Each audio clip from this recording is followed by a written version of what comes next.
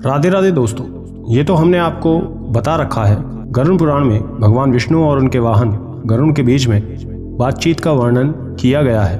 गरुड़ पुराण में जन्म से लेकर मृत्यु तक सभी के बारे में जिक्र किया गया है, जिसे बता हमें ना जाने कितनी सीख दी गई हैं। दोस्तों, हमारे जीवन में हमें ऐसे बहुत से लोग मिलते हैं जो हमें दिखाते तो कुछ हैं लेकिन असल में कुछ और होते हैं, यानी कि अपनी झूठी पहचान दिखाते हैं, हमसे झूठ बोलते हैं। गरुड़ पुराण में तो झूठ और सच बोलने वालों की एक खास शारीरिक भाषा भी बताई गई है। जी हाँ दोस्तों, इसे विभिन्न श्लोकों के माध्यम से बताया गया है कि कोई व्यक्ति झूठ बोल रहा है, इसकी पहचान कैसे की जा सकती है। तो आइए विस्तार में हम आपको इस वीडियो में बताते हैं। सत्य छिपाने का प्रयास करना। गरुड़ पुराण में सबसे पहले संकेत में ये बताया गया है कि झूठ बोलना बड़ा ही सरल होता है। ये एक ऐसी कला है जिसमें व्यक्ति स्वयं द्वारा कहानी को अपने जीवन के रूप में दिखाता है, जो अधिकतर झूठ ही होता है, जिसमें सच कहीं दिखता ही नहीं है। जो व्यक्ति बहुत झूठ बोलता है उसका व्यक्तित्व एक झूठा होता है। ऐसा व्यक्ति हमेशा सच छुपाने में लगा रहता है। उसकी यही कोशिश रहती है कि उसके बारे में सच्चाई किसी को पता न चले। तो यदि आपके साथ कोई व्यक्ति इस तरह का व्यवहार करे तो आप समझ जाएं कि वो कुछ छिपा रहा है। आंखों की भाषा को पढ़ना। दोस्तों, यदि गरुड़ पुराण के अनुसार हम दूसरे संकेत की बात करें तो जब हम किसी व्यक्ति के बारे में बात कर रहे होते हैं और बात करते समय सामने वाला व्यक्ति बिना अपनी आंखों को हिलाए आपकी किसी भी बात पर हाँ में सिर हिलाता है, तो इसका स्पष्ट मतलब है कि आपकी बातों में उस व्यक्ति को दिलचस्पी नहीं है। वो व्यक्ति बस आपको सुनने का दिखावा कर रहा है, वो आपकी बात को सुनना नहीं चाहता। तो दोस्तों, हम किसी की भी आंखों में देखकर ये जान सकते हैं कि सामने वाला हमारे आगे दिखावा कर रहा है या नहीं। अगला है स्वयं को थका हुआ दिखाना। दोस्तों, गरुड़ पुराण के अनुसार तीसरा संकेत ये है कि जब आप किसी व्यक्ति से महत्वपूर्ण विषय पर बात करते हैं और वो उस समय स्वयं को आपके आगे ऐसा दिखाए कि वो थका हुआ है, तो उसके इस व्यवहार से आप ये जान लें कि वो आपसे झूठ बोल रहा है। सच ये है कि वो आपकी उस बात को सुनना नहीं चाहता, वो बस मजबूरी में आपको सुन रहा है और नींद या थकान का बहाना कर वहाँ से जाना चाहता है। अगला है शारीरिक बनावट। चौथा संकेत गरुड़ पुराण में जो बताया गया है वो ये है कि कोई व्यक्ति, चाहे वो स्त्री हो या पुरुष, किसी महत्वपूर्ण विषय पर बात कर रहे हैं तो उन दोनों के बात करने के तरीके को देख, शारीरिक बनावट को देख, यानी कि बॉडी लैंग्वेज को देख, आप ये जान सकते हैं कि उनके दिमाग में चल क्या रहा है। यदि व्यक्ति बात करते समय घबराया हुआ है, परेशान है, उसके कंधे झुके हुए हैं, तो ये संकेत होता है कि निश्चित ही वो कोई बात छिपा रहा है। लेकिन वहीं इसकी जगह वो बहुत आराम से रिलैक्स है और तब ज़रूरी बात कर रहा है, तो ये भी एक झूठ बोलने का संकेत हो सकता है।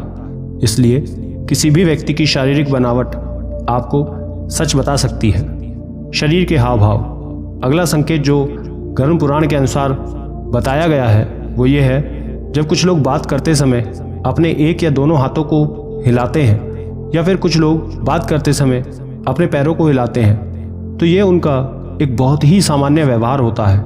लेकिन वहीं जब कोई व्यक्ति झूठ बोलता है तो उसके इस सामान्य व्यवहार या आदतों में बदलाव देखा जा सकता है। उसके व्यवहार में बदलाव आने लगता है।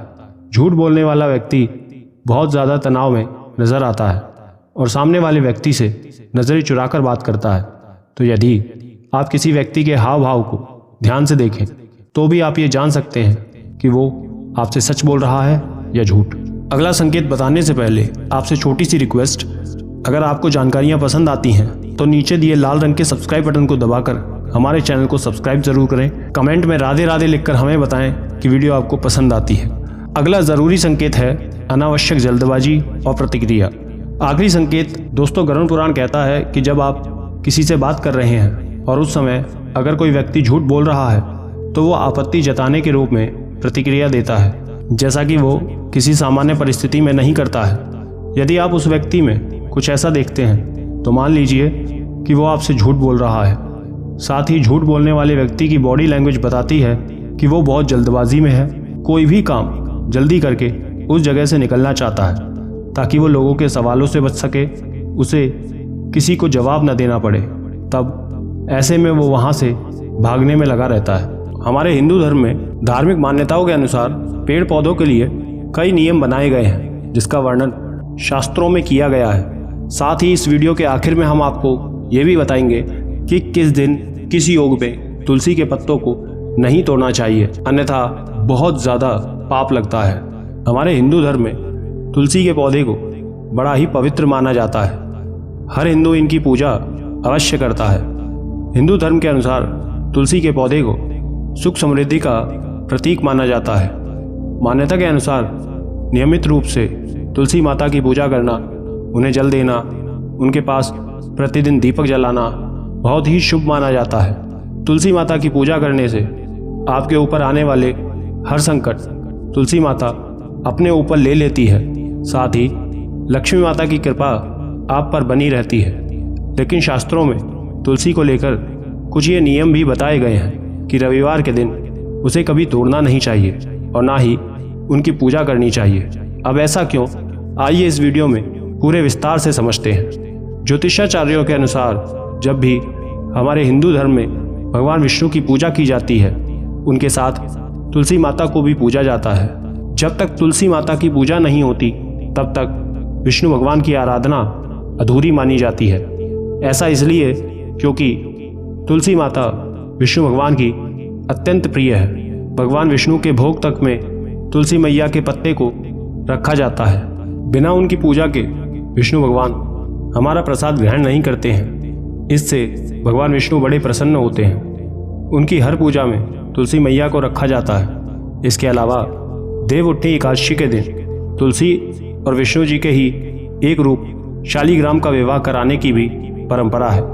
इसलिए विष्णु प्रिय तुलसी को रविवार के दिन तोड़ने की भी मनाही है और ऐसा कहा जाता है कि रविवार के दिन उनके पत्ते को तोड़ना अशुभ होता है। इसका हमारे जीवन पर दुष्प्रभाव पड़ता है, सुख समृद्धि पर गलत प्रभाव पड़ता है। इसके अलावा यह भी कहा जाता है कि इस दिन तुलसी तोड़ने से घर में धन की कमी होने लगती है और गरीबी अपने पैर पसारना शुरू कर देती है।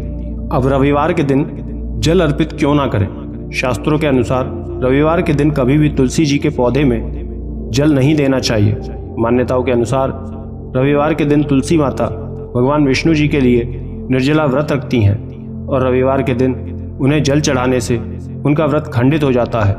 इसलिए इस दिन तुलसी जी को जल नहीं अर्पित करना चाहिए। साथ ही ज्योतिष शास्त्र के अनुसार रविवार के दिन तुलसी के पौधे में जल चढ़ाने से नकारात्मक शक्तियों का वास होता है। ऐसा कहा जाता है कि उससे आपके जीवन में, घर में काफ़ी नकारात्मक प्रभाव पड़ता है और घर की सुख समृद्धि पर भी प्रभाव पड़ता है। अब हम आपको वो तिथियां बताते हैं जिस दिन तुलसी के पत्ते नहीं तोड़ने चाहिए। शास्त्रों के अनुसार तुलसी दल को वैधृति और व्यतिपात इन दो योगों में नहीं तोड़ना चाहिए। वहीं रविवार, मंगलवार और शुक्रवार के दिन भी तुलसी जी को नहीं तोड़ना चाहिए। एकादशी, द्वादशी, अमावस्या और पूर्णिमा इन तीनों में नहीं तोड़ना चाहिए। आशा करते हैं अब आप ये जानकारी समझ गए होंगे। वीडियो को लाइक करें और ज़्यादा से ज़्यादा लोगों तक शेयर ज़रूर करें। राधे राधे।